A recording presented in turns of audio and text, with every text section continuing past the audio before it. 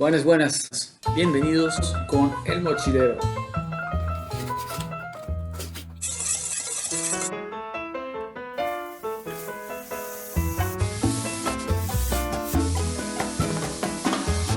C'est le Syrah, non?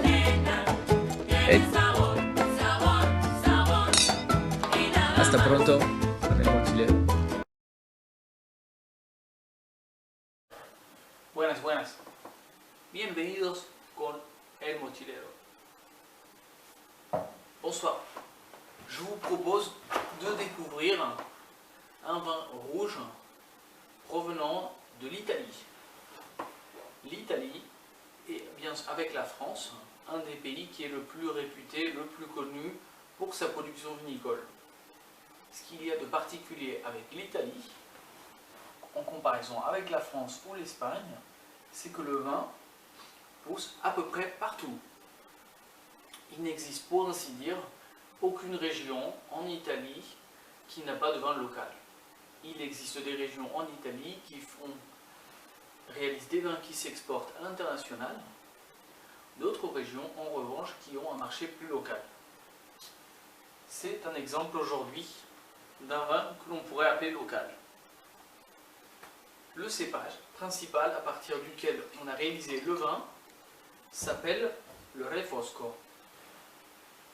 Le Refosco est un cépage autochtone, ça veut dire que vous ne le trouvez que dans la région de production de ce vin, qui produit un vin qui a une couleur rouge très obscure.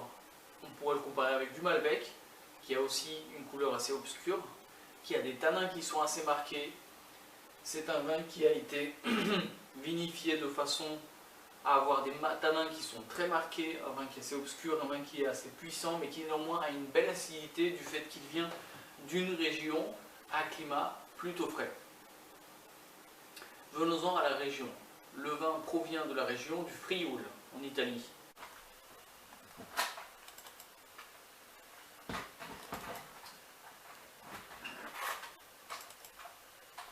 Nous nous trouvons en Italie du Nord, à la frontière avec la Slovénie, à proximité de l'Autriche.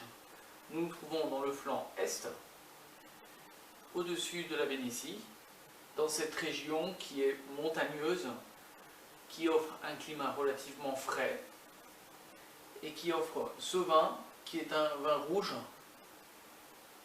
avec beaucoup de fruits noirs, beaucoup de cassis, beaucoup de myrtille au parfum.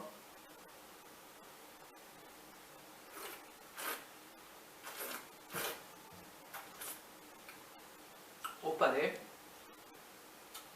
effectivement, un constat assez semblable avec beaucoup de fruits noirs, beaucoup de cassis, beaucoup de myrtille, une belle sensation de tanin, mais tout ça avec une belle acidité qui est très rafraîchissante, un vin qui est assez peu alcoolisé, qui est assez facile à boire. Un vin qui est, j'ai envie de dire, relativement atypique, que l'on pourrait comparer avec certains Malbec du sud-ouest français, ou éventuellement des vins du Beaujolais, ou alors des Pinots noirs du nord de la Bourgogne qui sont assez rafraîchissants et assez acides. Hasta pronto con el mochilero.